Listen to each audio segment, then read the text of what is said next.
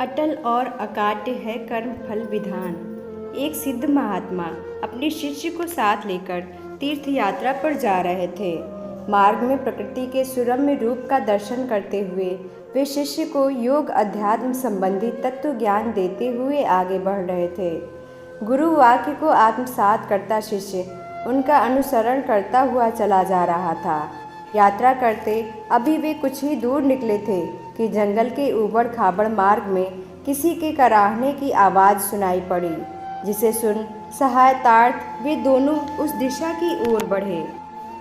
महात्मा जी ने ध्यान से कराहने की आवाज़ पर गौर कर उसका पीछा किया तो पाया कि थोड़ी ही दूर पर अवस्थित वृक्ष की लताओं के झुरमुट में छिपकर एक व्यक्ति किसी दूसरे व्यक्ति के सिर पर एक बड़े भारी पत्थर से प्रहार कर रहा है। इस विभत्स दृश्य को देख महात्मा जी सहम उठे। उनका हृदय पीड़ित व्यक्ति के प्रति करुणा से भर आया। वे तत्क्षण घटना स्थल की ओर भागे व दूर से ही चिल्लाकर उस निर्दयी को ऐसा करने से रोकने लगे। घटना स्थल पर उन दोनों के पहुंचने तक काफ़ी देर हो चुकी थी और दुर्भाग्यवश उस व्यक्ति ने अपना दम तोड़ दिया था।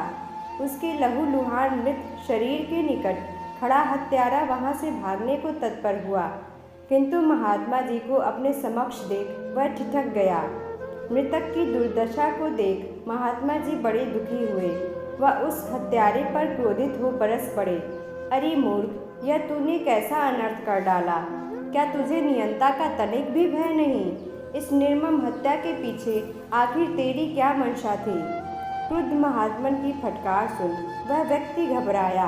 कुछ देर चुप्पी साधे खड़े रहने के पश्चात थोड़ी हिम्मत जुटा वह अपना पक्ष आगे रख महात्मा जी से अभद्र शैली में कहने लगा, देखो महाराज, मैंने 2 वर्ष पूर्व इस व्यक्ति से कर्ज के रूप में कुछ पैसे लिए थे, किंतु मेरी तंग हालत के चलते मैं उस कर्ज को चुका सकने में असमर्थ था।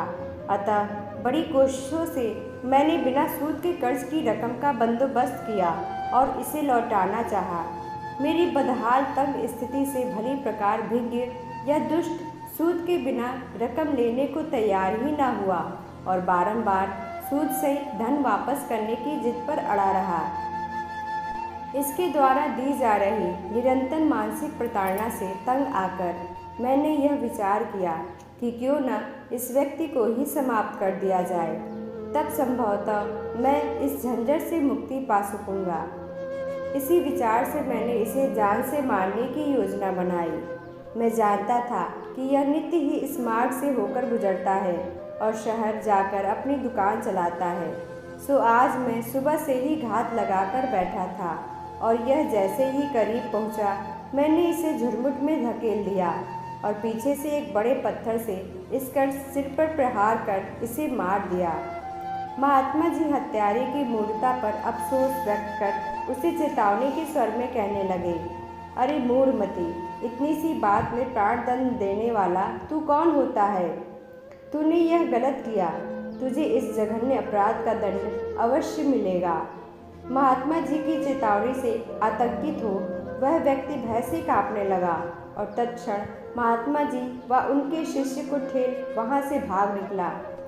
दोनों जब तक संभल पाते वह दुष्ट आंखों से ओझल हो गया। नियत कर्म फल व्यवस्था में हस्तक्षेप करना महात्मा जी को उचित प्रतीत न हुआ। अतः विवश अवस्था में उन्होंने शिष्य को मृत शरीर का आस्थापूर्वक अंतिम संस्कार करने का आदेश दिया। वह स्वयं शोक प्रकट करने लगे। कुछ ही देर में यात्रा पुनः प्रारंभ हुई। हाल ही में घटी दुर्घटना को याद कर शिष्य महात्मा जी से पूछने लगा, गुरुवर, उस हत्यारे ने तो हत्या का घोर अपराध किया है, अतः कर्म फल विधान के अनुसार तो उसे इस निर्मम पाप का दंड अवश्य ही मिलना चाहिए। शिष्य के कथन पर अपनी मूक सहमति जताते महात्मा जी ने अपना सिर हिलाकर उसकी इस बात पर हामी भरी। शिष्य कौतूहलवश उनसे आगे पूछने लगा, उसे इस अपराध का दंड कब तक मिल जाएगा गुरुदेव?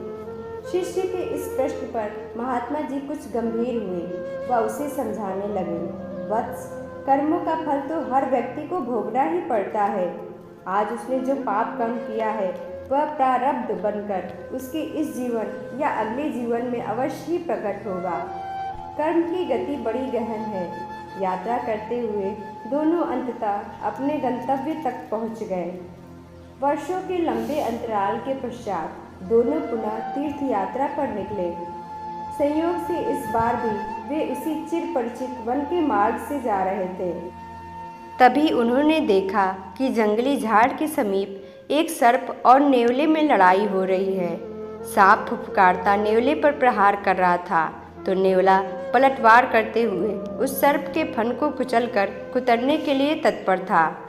थोड़े ही समय में नेवले ने उस सर्प के फन को कुतरकर उसके टुकड़े टुकड़े कर डाले। वह सर्प वहीं तड़पकर मर गया। नेवला तत्क्षण ही पास के वृक्ष की ओट में जाकर छिप गया। इस घटना के साक्षी महात्मा जी शिष्य को उस ओर इंगित कर कहने लगे, वत्स देखो, यह सर्प जो अभी यहाँ तड़पकर मर गया, आज उसे अपने किए पाप की सज़ा मिल गई। शिष्य आश्चर्य व्यक्त करते हुए महात्मा जी से पूछ बैठा, किसे सज़ा मिल गई? किस पाप की सज़ा मिल गई? मैं कुछ समझा नहीं गुरुदेव। महात्मा जी शिष्य को उस स्थान पर वर्षों पूर्व घटी घटना याद दिलाते हुए कहने लगे, तुम्हें वह घटना याद होगी न वत्स, जो इस जंगल में घटी थी? कुछ स्मरण करते शिष्य के मुख से निकला, हाँ गुरुदेव, वह घटना मुझे भली भांति स्मरण हो आई है कि किस प्रकार एक व्यक्ति ने एक भारी पत्थर से दूसरे व्यक्ति के सिर पर प्रहार कर उसका प्राणांत किया था। महात्मा जी शिष्य की ओर देख मुस्कुराए और आगे कहने लगे, अभी अभी तुमने जिस सर्प को तड़प तड़प कर मरते देखा, वह कोई और नहीं बल्कि वही हत्यारा है जिसने वर्षों पूर्व इस जंगल में एक व्यक्ति की जानबूझकर हत्या की थी। शिष्य अपनी सम्मति देता बोला, हाँ गुरुदेव, वह घटना तो मुझे स्मरण है, किंतु वह नेवला कौन था गुरुदेव? आंखें मूंद कर कुछ देख महात्मा जी बोले, वत्स, वह नेवला जिसने इस सर्प को कुतर कुतर कर मार डाला, वह वही व्यक्ति है जिसकी हत्या की गई थी। शिष्य चकित भाव से गुरुदेव को देखता रहा।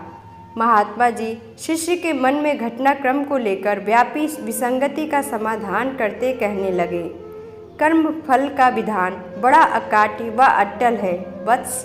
जो जैसा कर्म करता है उसे उसका फल कभी न कभी अवश्य ही भोगना पड़ता है। तुम भी अपने पूर्व जन्मों के कर्मों का फल भोग रहे हो और मैं भी। समस्त प्राणी अपने अपने कर्मों का फल भोग रहे हैं। कोई सुखी है तो कोई दुखी। इसलिए मनुष्य के लिए यह अति आवश्यक है कि वह सदैव शुभ कर्म करे।